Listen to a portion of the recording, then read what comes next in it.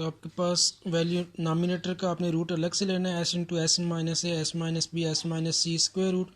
Denominator दोनों पे square भी है, स्केयर भी आपने होल स्केयर और रूट भी अलग ले लेना है, ठीक है। तो आपके पास ये जो नामिनेटर में फार्मूला है S into S minus A S minus B S minus C, ये आपके पास एरिया ऑफ ट्रायंगुलर रीजन के इक्वल होता है, डिवाइडेड बाय रूट और स्केयर कैंसिल हो जाएगा, तो बाकी क्या बच जाएगा, S into S minus A के इक्वल। ये एस कैंसिल, बाकी इधर वैल्यू बच जाएगी del divided by S minus A के इक्वल। तो del divided by S minus A किसके इक्वल होता है, आर वन, ठीक है। जो स्क्राइब रेडियस है आर वन, उसकी वैल्यू होती है del divided by S minus A equal to r one, equal to क्या आ जाएगा, लेफ्ट हैंड साइड के इक्वल। नेक्स्ट इसका सेकंड पार्ट है, ठीक है। सारा क्वेश्चन उसी तरह है, सिर्फ formula tan beta by two का आ जाएगा। कहता है show that r two is equal to S into ten beta by two. तो S into ten beta by two, ठीक है, आपने इसकी राइट हैंड साइड लेनी है। तो टेन अल्फ़ा का फार्मूला इधर आपके पास टेन बीटा बाई टू का फार्मूला लग जाएगा, s minus A S minus c divided by s into क्या आ जाएगा, एस माइनस बी के इक्वल आ जाएगा। तो S into ten beta by two की वैल्यू आपके पास s minus A S minus c divided by s into क्या आ जाएगा, एस माइनस बी। अब ऊपर फार्मूला कंप्लीट करने के लिए आपके पास एस भी होना चाहिए और एस माइनस बी भी होना चाहिए। तो फिर आपने रूट के अंदर नामिनेटर को भी s into S minus b के साथ मल्टीप्लाई कर लेना है और डी नामिनेटर को भी s into S minus b के साथ मल्टीप्लाई। तो ऊपर इसको अरेंज कर के लिख लें, s into S minus a into S minus b into क्या आ जाएगा, s minus c divided by s into s s square into S minus b into S minus b क्या आ जाएगा, एस माइनस बी का whole square. तो S into, ठीक है, नामिनेटर का आपने रूट अलग से लेना है और डी नामिनेटर का रूट अलग से। पास क्या आ जाएगा, S into s multiply by s into S minus A S minus B S minus c square root अलग ले लिए divided by s into S minus b का होल स्क्वायर और स्क्वायर रूट अलग। ऊपर वाली टर्म आपके पास area of a triangular region के इक्वल आ जाएगी, डिवाइडेड बाय रूट और स्क्वायर कैंसिल, एस इंटू क्या आ जाएगा, एस माइनस बी, एस के साथ कैंसिल। तो del divided by S minus b is equal to क्या आ जाएगा, आर टू के इक्वल, ठीक है। तो स्क्राइब रेडियस जो आर टू है वो आपके पास del divided by S minus b के इक्वल ही होता है। नेक्स्ट इसका जो थर्ड पार्ट है, ठीक है, ये आपने खुद हल करना है, सारा क्वेश्चन यही है। इधर आपके पास गैमा बाई टू का फार्मूला लग जाएगा, तो इधर आपके पास s minus A S minus b divided by s into S minus c whole square root आ जाएगा। तो इसको भी आपने एस इंटू एस माइनस सी के साथ मल्टीप्लाई डिवाइड करके सारा मेथड यही होगा सिंपल। इधर आपके पास गैमा बाई टू का फार्मूला लग जाएगा, ठीक है। तो इधर मैं फार्मूला लिख लेता हूँ इसका। गैमा बाई टू आपके पास होता है s minus a into S minus b divided by s into S minus c whole square root के इक्वल। नेक्स्ट एक्सरसाइज का लास्ट क्वेश्चन है, क्वेश्चन नंबर 7। कहता है the sides of a triangle are in the ratio of 3:7:8। The radius of the inscribe circle is 2 metre. Find the sides of a triangle, ठीक है। आपके पास कहता है कि एक इंस्क्राइब सर्कल है, ठीक है, जिसका जो रेडियस है वो आपके पास 2 मीटर है। अब वो जिस ट्राइंगल के अंदर इंस्क्राइब है, कहता है कि आपने उस ट्राइंगल की साइडों की लेंथ फाइंड करनी है।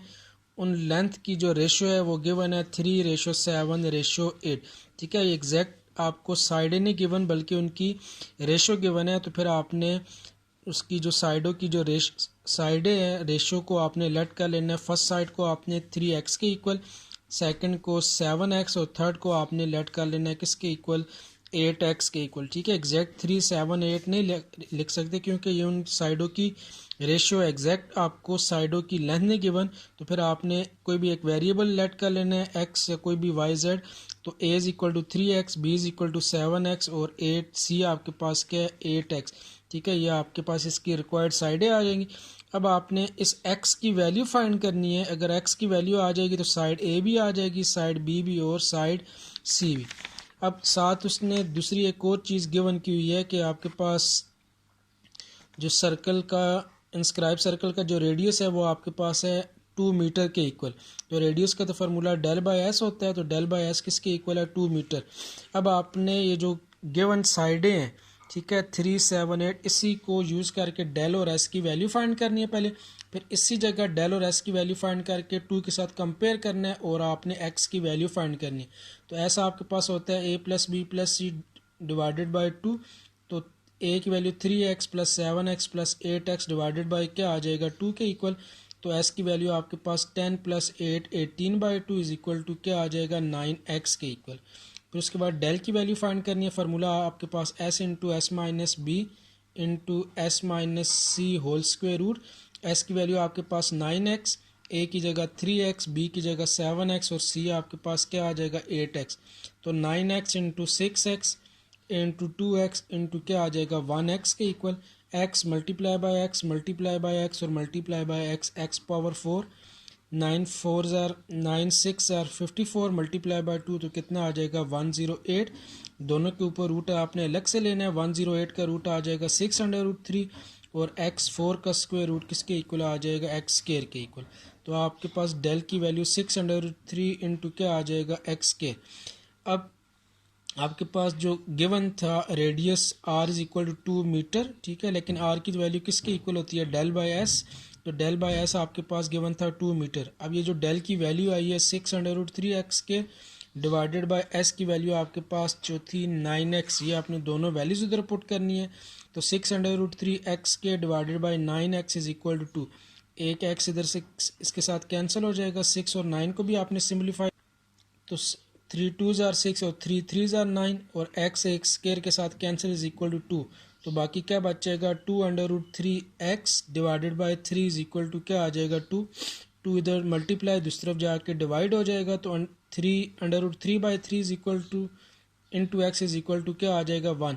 अब ये √3/3, ठीक है, आपने 9 टर्म में भी एक फार्मूला पढ़ा था कि जो c√c होता है ये आपके पास √c के इक्वल, या आपके पास अगर √c/c हो तो इसको आप 1/√c भी लिख सकते हो। तो ये √3 डिवाइडेड बाय 3 है तो ये 1/√3 x इज इक्वल टू क्या आ जाएगा 1। x की वैल्यू चाहिए, √3 इधर डिवाइड दूसरी तरफ जाके क्या हो जाएगा मल्टीप्लाई। तो x की वैल्यू आपके पास क्या आ जाएगी √3 के इक्वल। अब ये जो x की वैल्यू आई है, जो आपने a b c की वैल्यू लेट की थी, उधर आपने x की जगह पुट करना है। तो x की जगह इधर √3, तो a किसके इक्वल आ जाएगा 3√3। इधर भी x की जगह वैल्यू पुट करनी है तो b आपके पास 7√3। इधर भी आपने x की वैल्यू पुट करनी है तो c किसके इक्वल आ जाएगा 8√3 के इक्वल। तो ये तीनों आपके पास क्या आ जाएंगी साइडें आ जाएंगी इसकी, ठीक है। तो इसी के साथ आपकी एक्सरसाइज जो है 11.4 वो कंप्लीट है।